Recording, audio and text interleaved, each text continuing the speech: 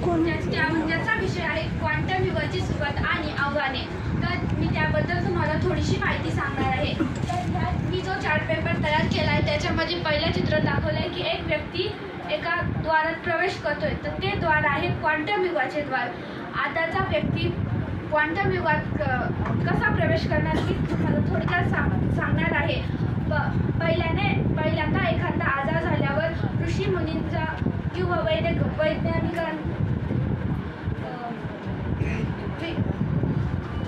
वैज्ञानिकांचा माहिती सल्ला घेत होते. पण आता मायक्रोस्कोप आणि क्वांटम औषधी निर्मितीमुळे अवघडातील अवघड आजारांवर सुद्धा उपाय शोधणे शक्य होईल. तिसऱ्या चित्रामध्ये दाखवले आहे क्वांटम कॅम्प्युटर आणि क्वांटम इंटरनेट. क्वांटम कॅम्प्युटरमध्ये क्यूबिट्सचा वापर करतात. क्वांटम कॅम्प्युटरमध्ये क्यूबिट्सचा वापर केल्यामुळे ते अतिशय जलद आणि अचूकतेने गणना करू शकतात. तिथेच पारंपरिक संगणकमध्ये बीटवर काम करतात. पुढच्या चित्रामध्ये दिलेलं आहे 6G नेटवर्क. आता सध्याला 5G नेटवर्क आहे. क्वांटम युगामुळे 6G नेटवर्क सुद्धा पुढे येईल. पाचव्या चित्रामध्ये दाखवले आहे मायक्रोस्कोप आणि गोळ्या औषधे.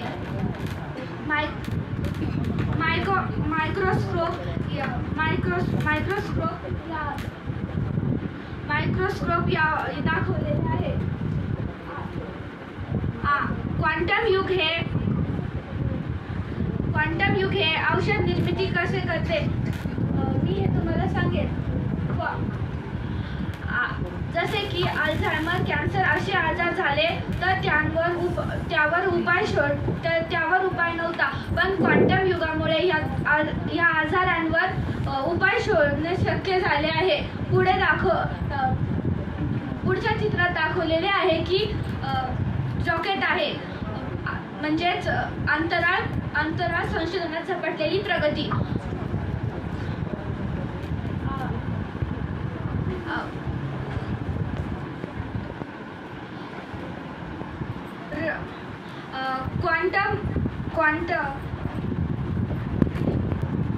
मानव वसाहत करू शकतो का हे समजण्याची संकल्पना जवळ येतील. पुढे आहे आर्थिक व्यवहार. आपले पैसे बँकेत जर ते टाकले तर ते चोरणे किंवा आपला काही महत्त्वाचा डेटा असला तो चोरणे. उदाहरणार्थ दोन व्यक्ती देशाच्या आर्थिक सुरक्षिततेचे बोलत आहे आणि दुसऱ्या देशाचा व्यक्ती ते ऐकण्याचा प्रयत्न करणार असेल तर तो त्यांचा मोबाईल हॅक करून ते काय बोलताय हे असे होत होते. पण आता क्वांटम युगामुळे क्वांटम इंटरनेटमुळे हे असं होणार नाही. पुढे दिलेले आहे गेमिंग आणि व्हर्च्युअल रियालिटी. त्याच्यामध्ये ते चित्र ते असं आहे की ते आपल्याला दिसन पण जे आपल्याला खरोखर वाटेल, पण ते एक आपला भास आहे, ते आपल्यासाठी एक आभासिक आहे.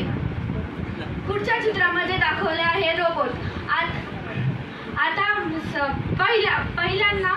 पहिल्यांनी सगळे काम म्हणजे माणसांनाच करावे लागत होते. पण आता क्वांटम युगामुळे AI रोबोट झाले आहेत. AI रोबोट्स सगळ्या कामात मदत करतात. ते माणसासारखे विचार करू शकतात, माणसासारखे संवेदनशील बनू शकतात. ते माणसांपेक्षा पण दुप्पटीने विचार करू शकतात. तर हे आहे क्वांटम युगाचे संभाव्यता आणि आव्हान. समारोपमध्ये एवढंच सांगते की आयुष्य हे कोणाला ठरवता येत नाही, ते घडवायचे असते. आपल्या जवळ ज्ञान आहे, संधी आहे, जरूरत आहे ती फक्त जागृतीची. जागृत व्हा आणि क्वांटम युगाची जास्तीत जास्त माहिती मिळवा आणि त्याला आपल्या दैनंदिन जीवनाचा हिस्सा बनवा. थँक्यू. मी एखाद्या व्यक्तीशी बोलत आहे आणि माझ्या फोनला जे नेटवर्क आहे ते दुसऱ्या कॅम्प्युटरमधून कनेक्ट करून माझ्या फोनवरची माहिती दुसऱ्या कॅम्प्युटर किंवा जे पण साधनावरती ऐकते ते त्यांना समजेल.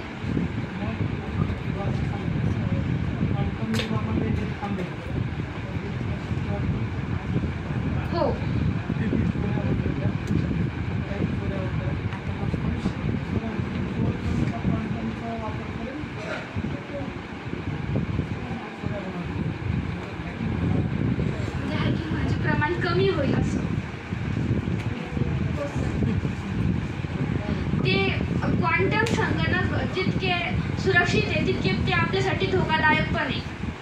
ते क्वांटम संगणक इतके शक्तिशाली की ते अवघडातले अवघड कोड सहज सोडू शकतात.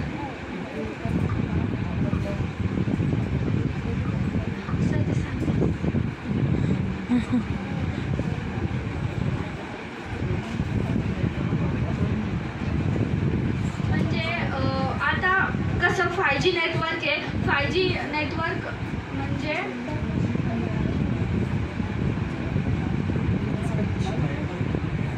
प्रश्न हा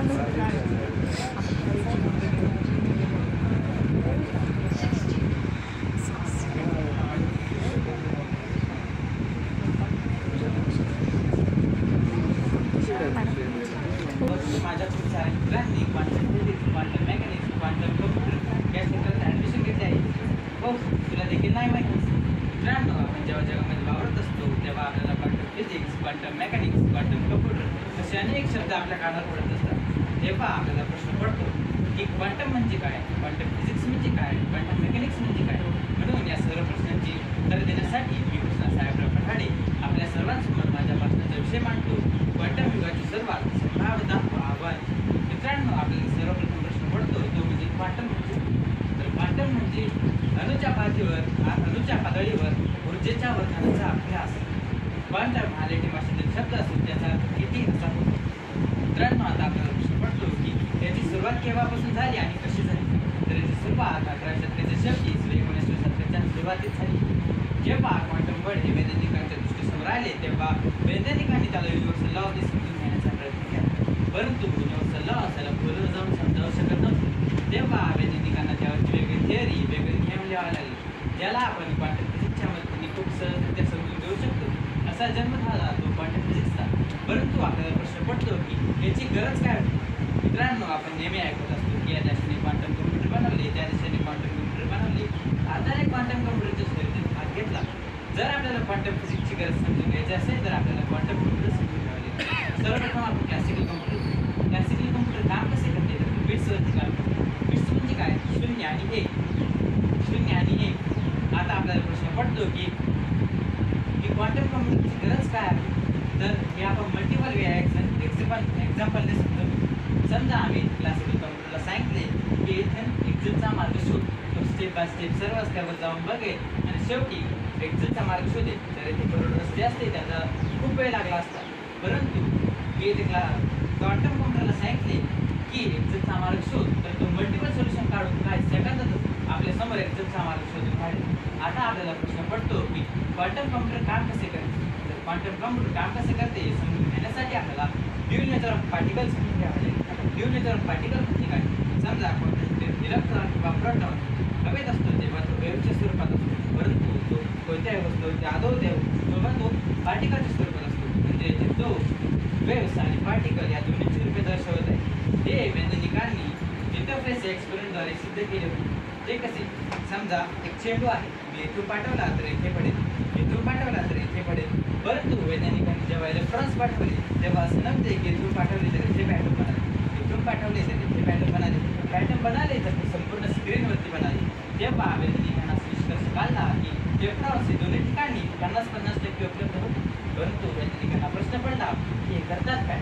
जेव्हा वैज्ञानिक बघायला गेले की हे करतात काय, इकडून गेले तर इकडे सर्व इलेक्ट्रॉन नष्ट होऊन इकडे पार्टिकलसाठी प्रयोग करायचे, आणि इकडून गेले तर इकडे सर्व नष्ट होऊन इकडे पार्टिकलसाठी प्रयोग करायचे. येथूनच क्वांटम गटचे रहस्य घडवतात. ते कसे. समजा मी येथे एक इंटरफेस बनवला, इथे 2 इलेक्ट्रॉन, अजून एक इंटरफेस बनवला, इथे 8 इलेक्ट्रॉन्स आहे, अजून एक इंटरफेस बनवला, इथे 16 इलेक्ट्रॉन. समजा एखाद्या व्यक्तीला येथे फक्त एकच इलेक्ट्रॉन बघायचा, इथे जाईल आणि ऑब्झर्वरला ते इथे सर्व इलेक्ट्रॉन नष्ट होऊन येतील, इलेक्ट्रॉनच राहील. ही त्याची खास गोष्ट आहे. म्हणजे येथे हा मल्टिपल सोल्युशन काढून आपल्याला योग्य उत्तर देतो आणि बाकी सर्व सोल्युशन नष्ट करून टाकतो. आता आपल्याला प्रश्न पडतो की क्वांटम कॉम्प्युटरचे फायदे काय.